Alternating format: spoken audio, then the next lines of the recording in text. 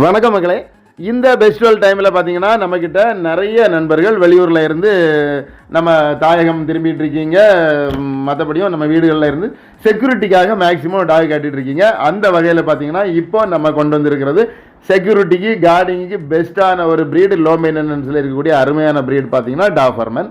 இந்த டாபர்லாம் பாருங்கள், இப்போ நமக்கு மேல் ஃபீமேல் அவைலபிள் இருக்குது. ஏற்கனவே லாஸ்ட்டு 2 வீக்காகவே மேக்ஸிமம் வந்து கார்டிங் டாக்ஸ் தான் நிறைய பேர் கேட்டிருக்கீங்க.